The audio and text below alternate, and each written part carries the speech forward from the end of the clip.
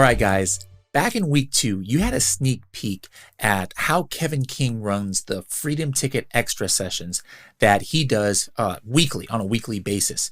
And you had to listen in on how he answered a lot of the Freedom Ticket Extra students' questions. Now, we've got another bonus module for you.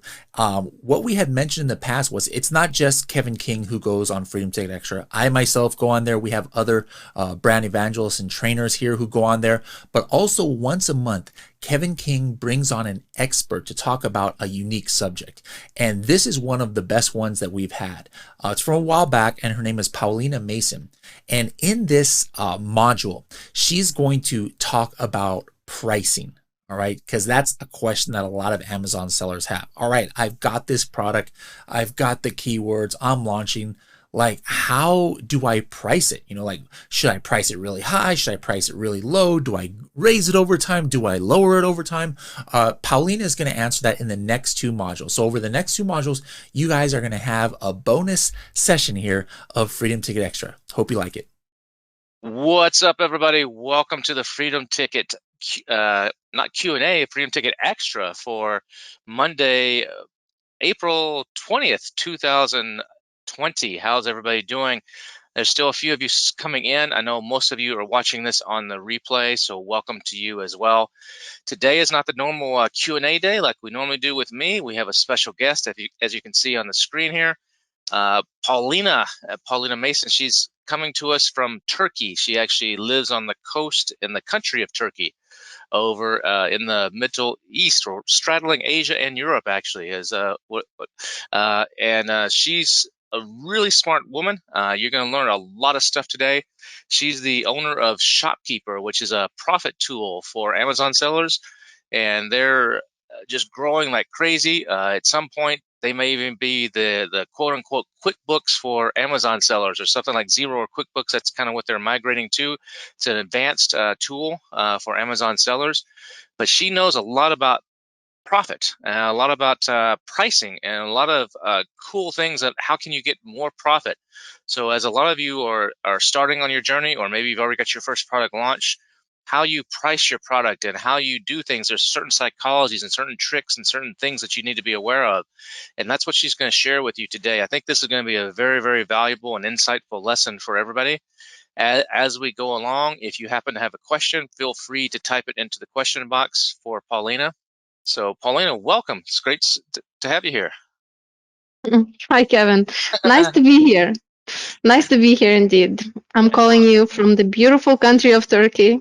It's a little dark outside. It's 9 p.m. for us. That's and right. It's 11 a.m. for you guys. Right. I think the last time I saw you was where do we see? Was it Israel? When I was speaking last year. That's almost a year. Sellerfest Israel. That's right. Wow. Yeah. Time flies, man. Jeez. And then I saw you in Prague at another event, and seen you many places.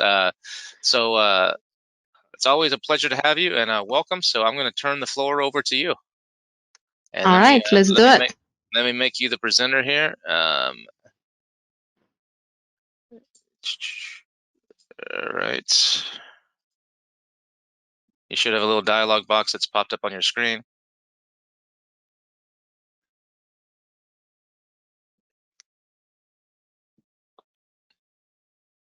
All right. There we go. Perfect. I can see everything just great. All right. So you see my title in the first slide? I do. Pricing fundamentals. And I see your beautiful face, so you're good to go.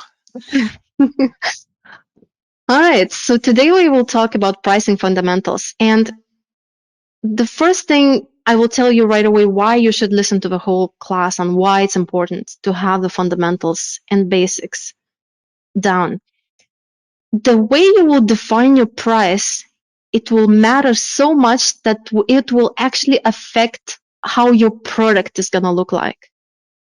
If you will price it lower, if you come out with $10.99, then the product will be a bargain type of product. And if you come up with the $25, then the product will be the fancier product, right? It's a different product that will come out after you have your pricing strategy. So today I will do it workshop style, and you can follow me step by step by step. Everything I do, you can copy paste the same thing for your own product. Okay, so get your Google Sheets ready and your pen and paper next to you so you can note what's important, and we will do it workshop style. But I was thinking, in the beginning, just to warm it up, do you want to start with the fun thing or like important thing? What do you think, Kevin? I think let's do some fun. Let's do some fun stuff. Fun. I knew it. Let's do fun first. So fun, what is fun for me in terms of pricing?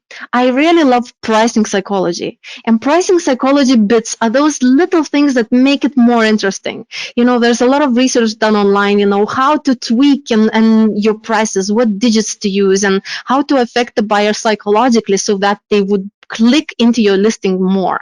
So we'll start with that. I'll just tell you one tip that you can use right away and apply to your prices that would actually be psychologically influencing your buyer. Let's talk about price endings. The ending of 99 that you see everywhere. And you go to the retail stores, everyone is using 99, 99, 99 at the end, right? But what's the deal with that? Well, the answer is very common sense and very basic. The difference between $29.99 and $30 is simple. The first one you read as 20 something, this next one you read as 30 something. So there's nothing new about this. Retailers are using the first one because it seems like a better bargain. But there's where psychology comes in. What happened to all of us from seeing so many of these 99s everywhere? You go everywhere, 99, 99. We started to feel like when we see that type of a price with that kind of ending, that it's some sort of a bargain. It's sort of automatically implied. As soon as you use the ending of 99, it is implying that it's a bargain.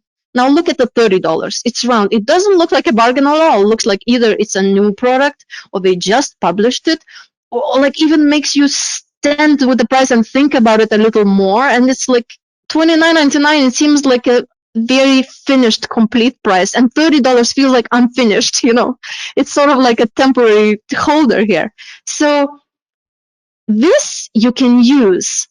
The feeling that 9, the digit of 9 gives is a bargain feeling. So what you can use, and research has been done, that when you compare two prices, $34 or $39, they did research that shows that actually $39 gets higher click-through into the listing than 34, just because it feels like a better bargain. Okay, side by side, it feels like a big difference, but imagine all of them around is like 37, 36.99, 34.99, 35.99. When you see all the hundreds of listings around yours, the 39 is more clickable into than 34. 34 detracts you a little bit, and 39 invites you a little bit more to click into it. So here's the tip, the psychological tip that I'm recommending. Use charm digits. Those charm digits are 9, 7, 5. Why 7 and 5 suddenly? Well, Walmart is using 9.97 a lot, or 97, 97 at the end. And I've seen other stores are using 95 a lot. So 5, 7, and 9 are most commonly used endings, and they're called charm digits. So this is the charm pricing.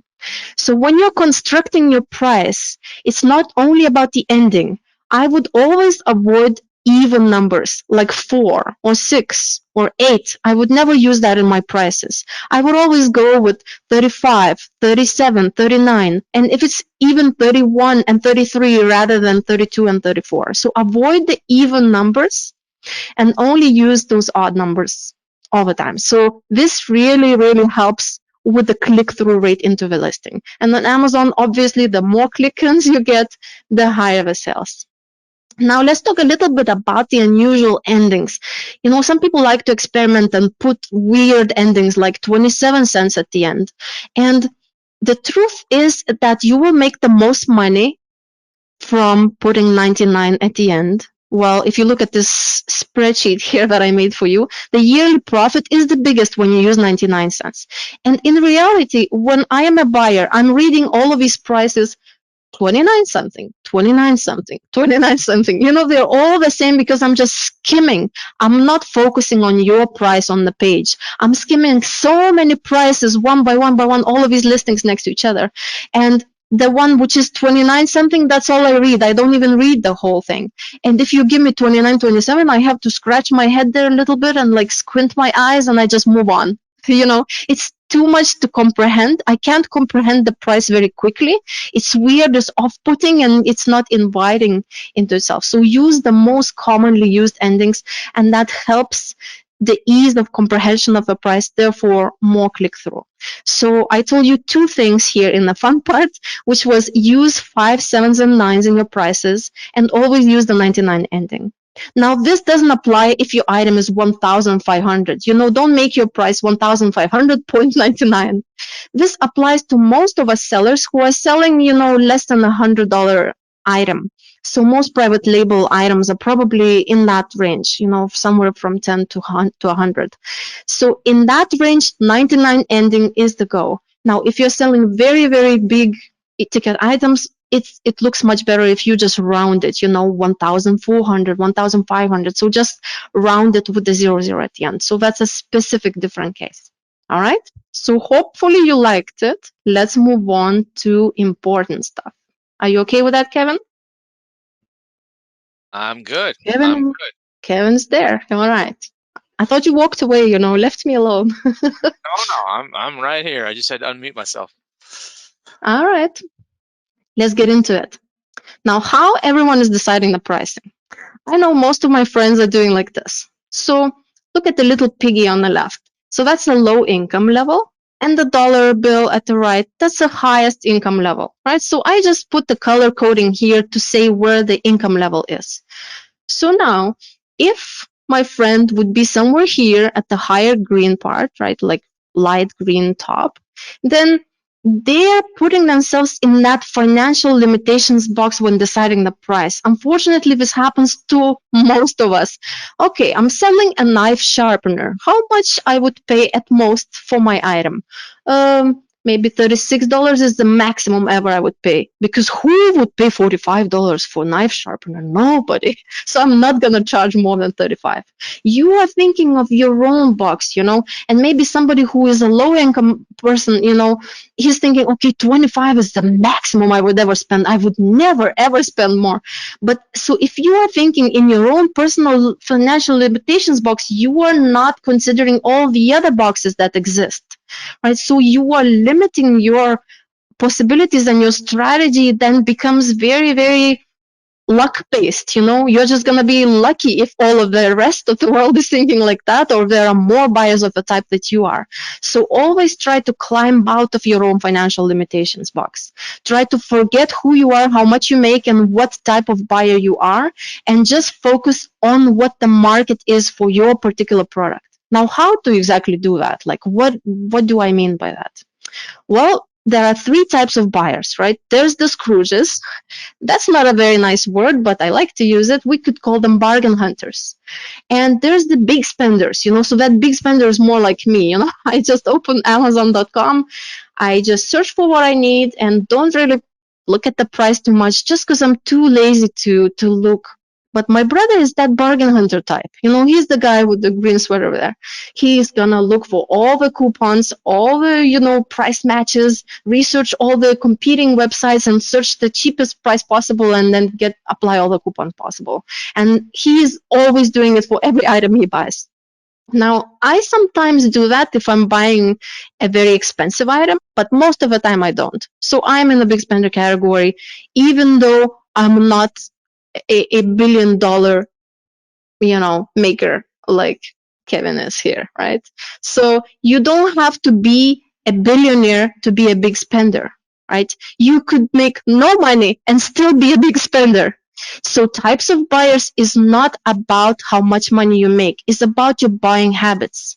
Okay, so big spender can be influenced by the money that I make. Okay, I am the founder of a big software company. I do make a lot of money in my case, but there are people who don't, and they're still very big spenders. So why do you care? And why am I telling you that? It's probably generic information you're thinking. How does it apply to me? Now, when I am telling you all of these details, and we will get into step by step now, pick one of the products that is most important to you at the moment. Something that you are researching, you are deciding how much you're going to charge, you're calculating the cost of it. Pick that one and hold only that one in mind when we are doing the whole step through. That will make it easier. And once you did it for one product, you can do it for the rest. So pick the most important one to you, preferably a new product that you're just thinking about. So there's research been done that there are 24% of Scrooge types and 15% of big spenders, and the rest fall in the middle, 61%. So it's a very generic research that's been done on e-commerce buying types, and we cannot rely on this data exactly percent by percent, but it gives us a good feel, that there are less of those big spenders, and there's a lot in the middle, and there are some Scrooges. So it gives you a sense of what the world is about in types of buyers. Now, why do you want to know that information? Like, how is it important and how is it affecting? As I mentioned in the very beginning when I started my presentation, that it's important because, look, if you're going to charge $45, your item has to look completely different. You will go to your Chinese manufacturer and you will tell them, okay, let's upgrade this to stainless steel and let's put this titanium thing and then let's add the velvet bag and the luxury box. Then, so it's a completely different item.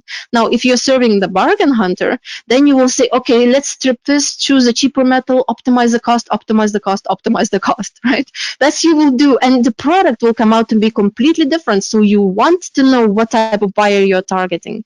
And especially you want to know in your keyword, in your category, how many buyers of each type that you have and how many sellers are competing for those buyers. So let's look at an example. So for example, here's one buyer, one seller that is targeting the Scrooges. So he's offering $11.99 price. And here's the luxury spender. So he has a very fancy looking same thing, right? And he's targeting the big spenders. So he completely offers different benefits. There's ergonomic design, all of these things. So these are the three different sellers. Now, how does it distribute using those percentages on top? 24%, 61, and 15. How does it look like? The actual money, how much do they make? Well, if you sell 1,000 units in this market a month, let's say, then if you use these percentages, 24% will be 240 units, right? So out of 1,000 units, that's how much you will sell for each type of buyer. So each of these guys are making that much profit per unit. So I am basing it on 40% margin just because 40% is that approximately average for any private label seller that I'm seeing on Shopkeeper app. So who is using my app? They're mostly making 30 to 40% margin, profit margin being private label sellers. So that's what I took. I took these prices that they are charging here and calculated their profit margin. And now we can see exactly how much monthly profit you could make if you were that seller in that bucket. So it looks like the guy who's selling for the Scrooges makes the least profit, and looks like the big spender is not like, naturally you would think, oh, okay, the biggest price item, I'll make the most money because the profit margin is the biggest. Actually not, because there are much less buyers in there. See, so the best place in this situation to be is in the middle, to sell an item that is in the middle price range. That's why you need to figure out your own formula, and I'll help you with that right now, exactly how and where for your product these numbers lie. So these percentages that I showed you are just average percentages. For now, we will calculate exactly what percentage of Scrooges you have for your keyword, and how many sellers are selling to the Scrooges, and how much money each type of seller is making. And then we will see how much wiggle space there is in each bucket, and where could you put your foot in?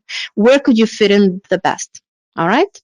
So let's do it step by step, and walk with me. If you're watching a replay, just pause the video, do the step, and then follow through.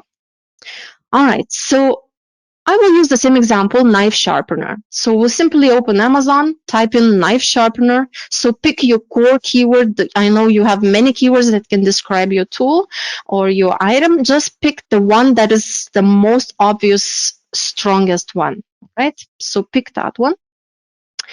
Then we will open Helium 10 Chrome extension. And here you will load all of them and click on load more results to load another batch. So in total, I grabbed here 120 results. It will depend on your category. If it's very, very niche product and at 120 you start getting unrelated products, then choose less of the items, okay? But if it's a high selling item, popular thing like knife sharpener, 120 is good, statistically significant number to load. All right, and then all you have to do is simply export. So you'll use the export button. All right, so what you will get is the CSV file exported. So we will do the three things next. First, we will paste it to Google Sheets. So open your Google Sheets right now. Then we will remove all the slow sellers together, and we will remove sponsored listings. We will clean that up a little bit so to get better sense of the real pricing strategy, like the pricing thing that is going on for your category. Okay, so here I paste it into a Google spreadsheet. You will do the same.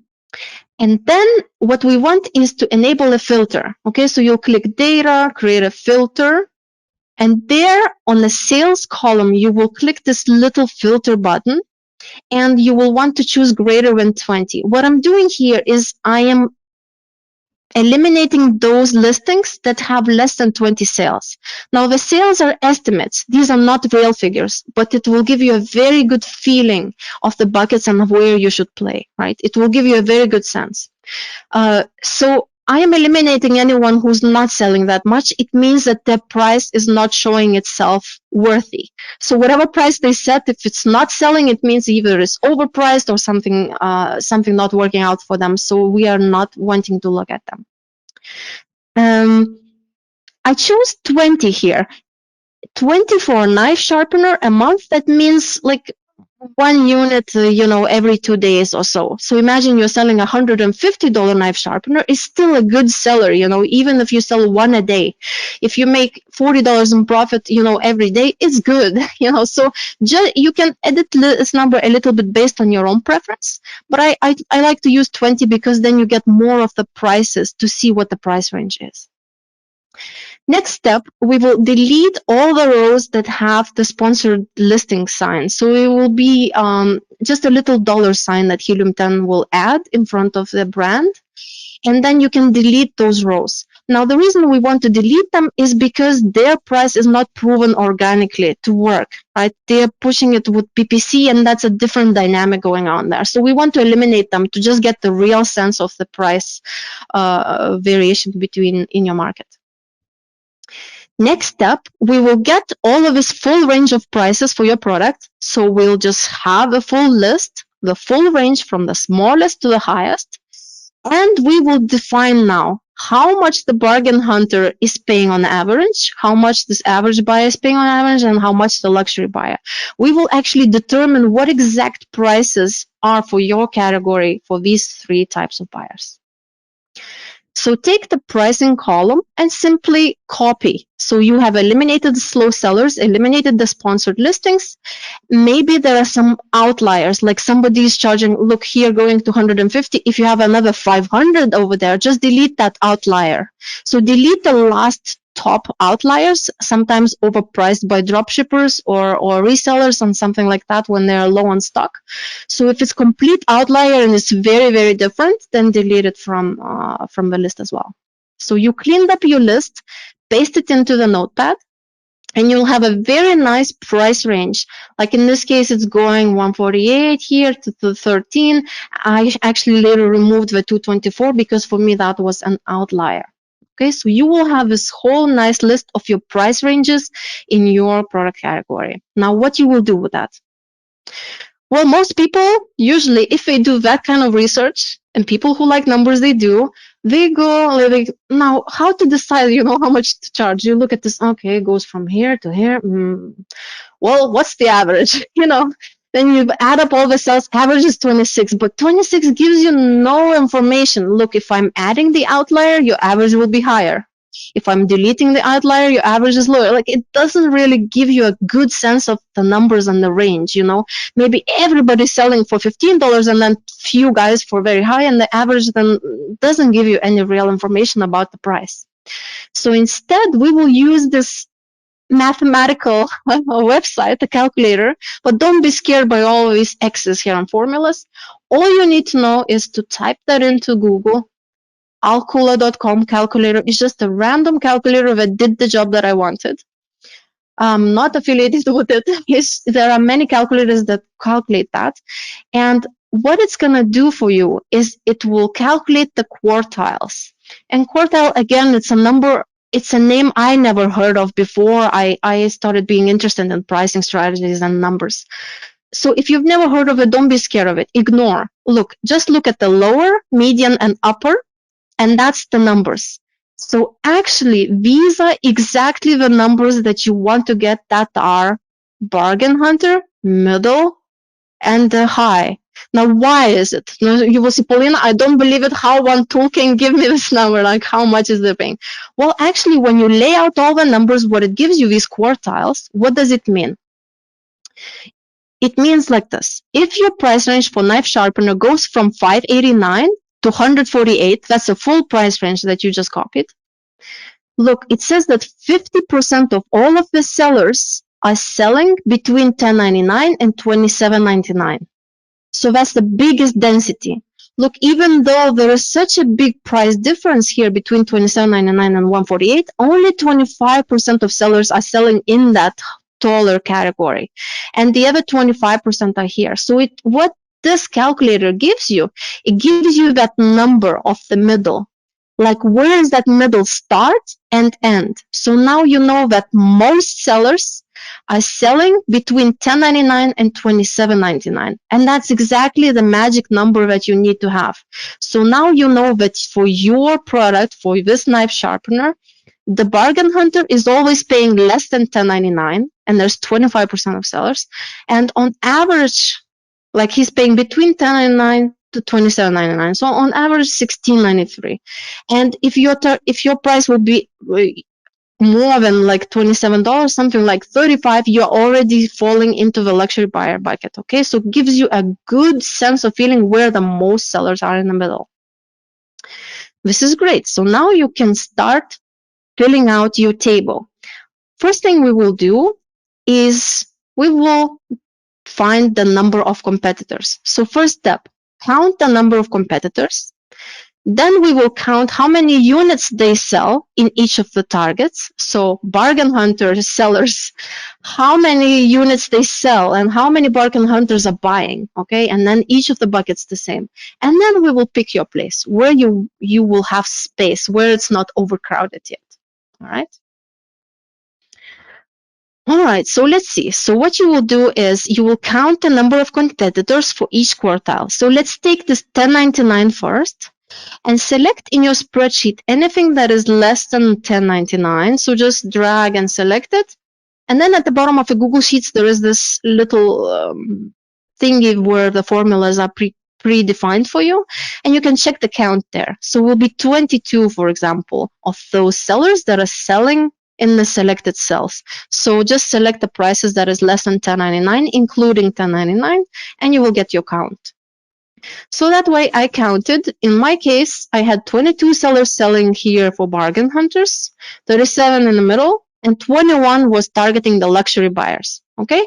This is evenly distributed because we use the mathematical formula of 25%, 25%, and 50%. So there's no magic in this line yet. Okay? We are using this mathematical formula just to know where the most sellers are, so that you would define the $10.99 and $27.99, because it gives you so much information now about your product. Now you know that most prices where the most listings are is between $10.99 and $27.99. Remember, the average was $26. $26 tells you nothing. It doesn't tell you that it's from $10.99 to $27.99. Most people, it gives you wrong information. So it's very good to have this guideline here.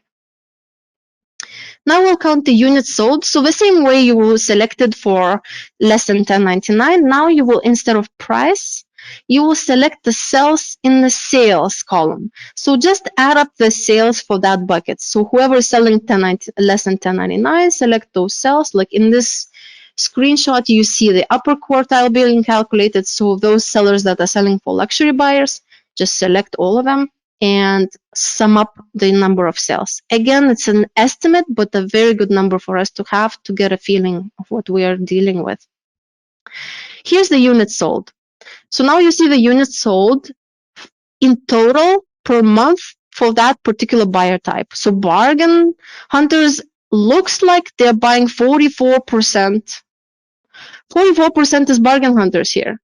That is very interesting, right? And 36% is the middle, and 21% is the luxury buyers. So in your specific category, when you do this math, you will have your own numbers. And it's a very interesting thing because when I gave you the general statistic, remember it was 24% for the cruises, 61, but in your situation, in your category, it will be always different. So it's very good to have that number to complete the calculations that we are going for. So figure it out, and it will be kind of interesting information to have. For example, in my case, it's interesting. Look, 44% is the biggest number from the three, right? So it looks like, interesting insight, that knife sharpener buyers tend to act like Scrooges. It's a very important piece of information to have about your product. Now you know that, maybe luxury item will be harder to produce because most people in the world sort of never ready to pay a lot of money for knife sharpener. It's not an item that they are ready to pay a lot, right? It seems like most people are using the Scrooges type, because we are not just one type all the time. Maybe when we are buying the knife sharpeners, we are the Scrooges. We're thinking, no, I cannot spend on that kind of thing that much money. But when we are buying a microphone for the podcasting, we are very different with that judgment. So we are a different buyer type at that time. So therefore, it's a very interesting information to have. You will know how it's going to affect your rankings, ratings, the general sense, general feeling, and general consensus from the public. So it's good information. All right. Now the interesting numbers start coming in. So what is the total profit that each of these buckets make for the sellers? So it looks like simply what I did is the little formulas underneath, and I used 20% of the profit margin for the lower tier.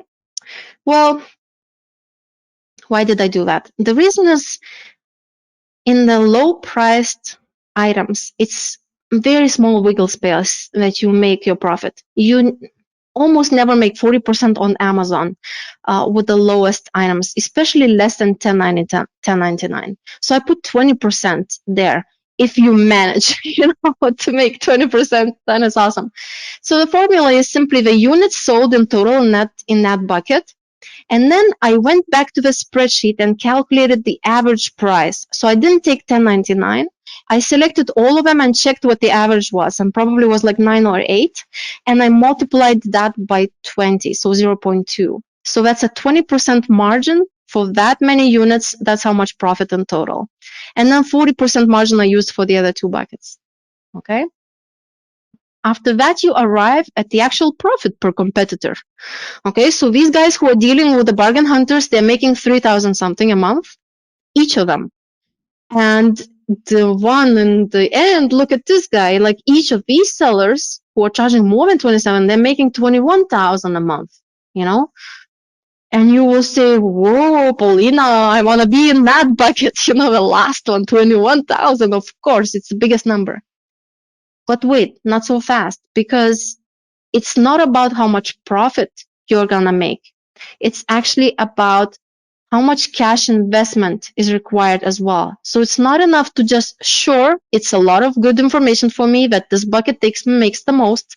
Now I know that there's a lot of luxury buyers and there's good sales for that. And, I can make money in this bucket. It's a good information to have, because remember in the beginning, when I showed you an example, it seemed like the middle bucket was the best. In my case right now, it looks like this bucket is the best to be. But that's not the end of the story. I can't base on that. Now, do I have enough money to invest in that? So I will need to calculate all of my costs as well when deciding my price. Okay, so we will do together the next step, and we will be calculating that number now. How much cash investment you will need for that particular item. First thing we will do is we'll calculate the cost of goods. Then we'll estimate Amazon fees. and other expenses as well. And then we will get your cost per unit. Okay, once you have your cost per unit, you'll be able to decide how much price you can charge, because if you have $19 costs, you're not going to charge $14, right? So you have to know your costs first before you decide what price is going to be. And then when you have your price, you'll see which bucket it falls into and so on. So everything ties together very nicely. Next. So look at this. You probably have something like that already, somewhere in your own spreadsheet, because I always have it when I start. And when I was being a seller, that's all I put, I put price. Okay, I'll probably charge $19.95 because it seems like a very good price for a knife sharpener. Manufacturing so much, shipping so much, referral fee, FBA fee. Cool, I'm gonna make $9. Okay, maybe I'm gonna hire a VA and maybe make a little bit less, but that's all I cared about. And I thought that's the end of it, But actually, that's not the complete picture. So there are 72 plus fees and charges that Amazon has. And don't be completely scared by this number because not all of them are essential. And I'll show you which ones are essential. Now, I'm the founder of Shopkeeper, right? So we actually specialize in pulling all of these 72 different fees from different reports and so on. So what you see here is one of our customers is a seller, and I obscured his name here. So he is selling, and you see how many different things are going on. If you look at the different fees, look, it's not only referral fees and FBA fees. It's sales tax collection fees, monthly storage fees, long-term, some prep fees, bubble wrap, disposal, removal, coupon redemption fees, lightning deal fees. There's sales tax payable and PPC and all of these many different strange holdbacks and so on. There's a lot going on in just one product.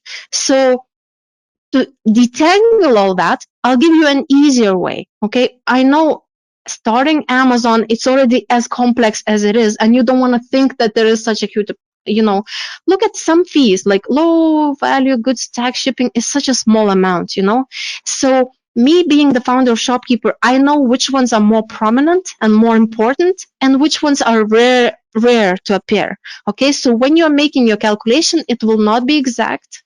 It will be approximation, but a very good one. Okay, so it will be a much better approximation than this one that you may have already. Okay, so here's on the left is what I had when I started, and on the right is what I should have had. So these items we will go through one by one and step with me together, and we will calculate each of these lines for your product. Okay, so there's manufacturing related, shipping related, referral fee, all of these things. Okay, let's step one by one and determine how much profit we make. First thing we'll look at is manufacturing related. And probably in that line on your spreadsheet, you only had $3.99 as the cost of acquiring that product. But you didn't add into the price design or molds or inspection needed or maybe special tests for your kind of product. If you're selling wood product, you need to test it, on all these things. Why I'm suggesting to include that in your price? If you're an older seller, you can say, oh, I'm just going to count the production because the rest of the stuff like molds is just a one-time expense and it will be covered by my other profit. But when you're a beginner, you don't have that other profit, you have just limited amount of money. And when you are setting your price, your cost and your price is not forever. You are just setting your price for that 500 units that you will buy. So for example, I'll buy 500 units. I want to know exactly how much it cost me so that I set the proper price that I actually make money from my first batch, not lose money and then get from credit cards more, to replenish. So that's why I highly recommend for beginners to include all of that cost in the first cost calculation. Later, when you send the next 500 units, then you will not have molds cost anymore, design cost anymore, and that's okay. But in the beginning, put that all into consideration because it's not going to just sit somewhere there and actually make you lose money. You will know the real situation. Are you making money or not making money? And that's very important. So add all of that cost per unit. Here in my example, I'm assuming that we're going to buy 500 units. Okay, so I split up that into 500. So usually $1 for molds because knife sharpener mold about $500, just a rough estimate. Okay. So in this case, adding all of these numbers, $5.99, and that's what I will put into the manufacturing related row. Next, shipping related. So shipping is not only the sea shipping, it's also import tax. There could be some local shipping. For example, if you just shipped to yourself and then you ship by UPS or FedEx to Amazon, there will be local shipping costs as well. There could be customs bond. If you're shipping by sea, you may need to buy a single bond or, talk to your freight forwarder about this. It doesn't have to get very complex. Just ask the freight forwarder or whoever you're using for shipping, what's the estimate, and just divide that properly, including all the extra fees that they may charge you, including import tax. In my case, knife sharpener is going to cost me 93 cents if I'm doing by sea. Okay, so sea shipping is cheap. Usually by air it would be about $2, but by sea is very cheap, so it becomes 93 cents. Okay. Storage fees. For storage fees, very quick and easy way to pull it is from Helium 10 profitability calculator, again from the Chrome extension. So simply just choose a product that is similar size and weight and in the same category as yours. Doesn't have to be exact same because of course you will create something more unique and awesome, but just choose a pretty similar sized item for storage. They care about the dimensions, and put in 5 storage months and you will see your estimated cost. Now it says 20 cents for the January to September, and in Christmas time they increase the storage cost. Okay, so basically what I'm going to do is I'm going to choose 40 cents. Just roughly, but we want to be as close as possible, but rough. Now, why 5 months? Why not 3, not 1? Usually for your first items, they are slower to sell. And 500 units, it's a lot of units when you are a new seller and you don't have a lot of seller feedback, you don't have built up history as a seller. So it may take longer than you think. And after 6 months, it's when the long-term storage fee kicks in. So you never want to have as much stock as overstocking, after that.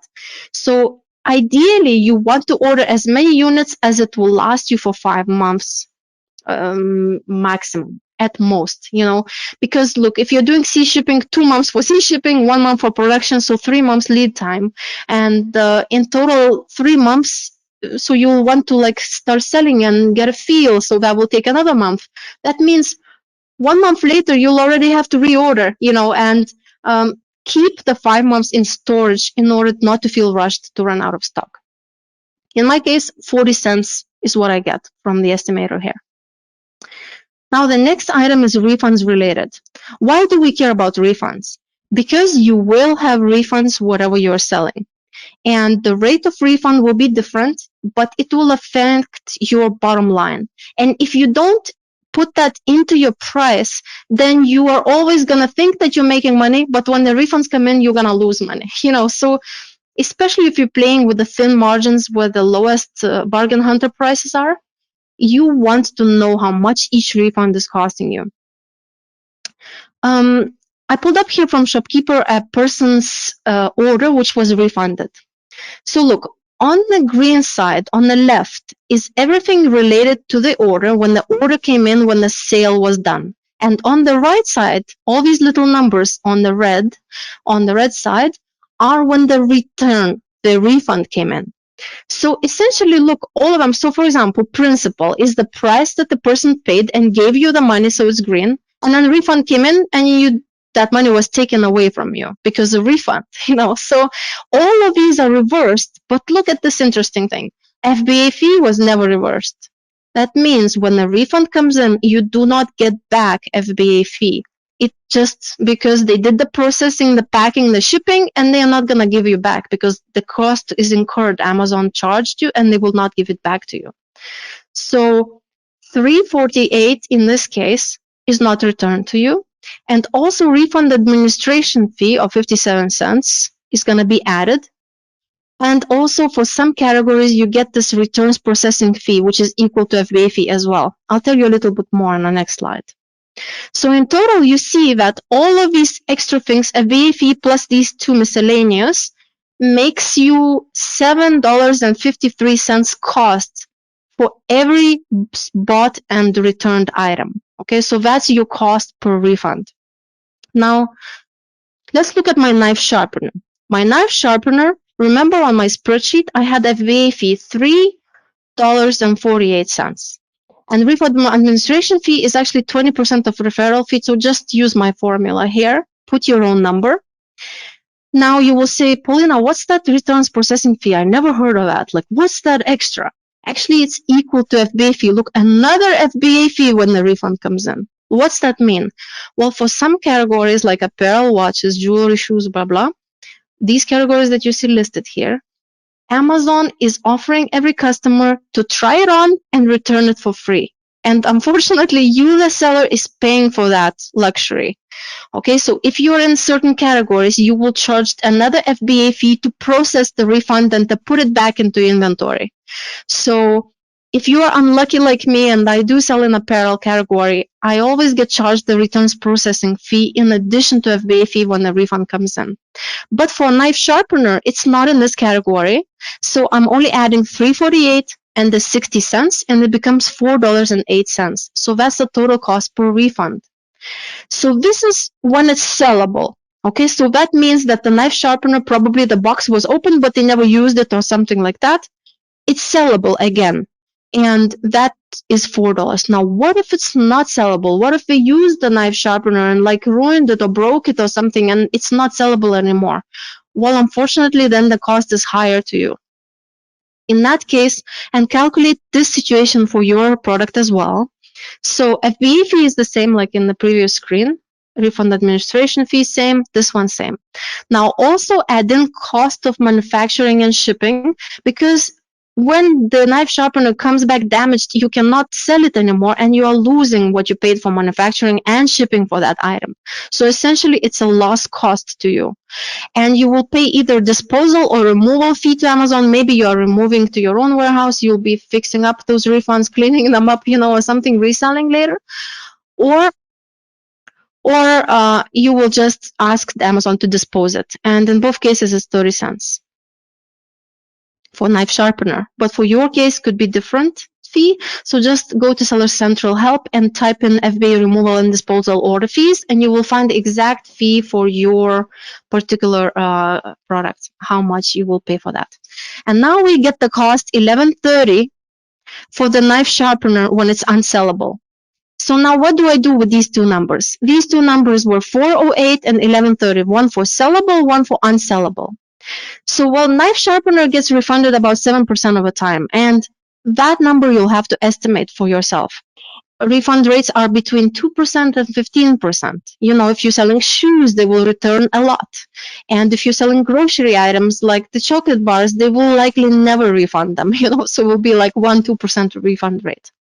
So Google a little bit and research what your refund rate is likely to be. If you don't know it, use something like between 5 and 8%. I put 7% here for knife sharpener because it's an example and I don't really know. So that's a good estimated percentage to use. Okay, so your average refund cost number is just simply this plus that divided by 2, Why did I decide that? You will have to decide what's your own average refund cost. You have to think how many will be sellable and how many unsellable.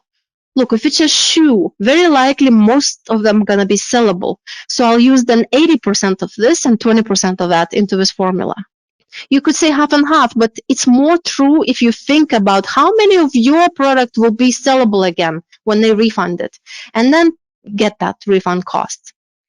Once you have your refund cost, then you can use my little formula here. You don't need to read it right now if you're just watching for an overview. But if you're doing step by step, just pause it and do the calculation yourself. And we come up with 53 cents for each unit sold that is for refunds. So it doesn't matter that that item was not refunded. It's taking into account all 500 units, how many we are going to sell, how many are going to get refunded, at what cost is going to get refunded. And it turns out to be that 53 cents you have to budget within your price for the refunds. This is how you're going to get that number. All right. Kevin, you guys tired yet?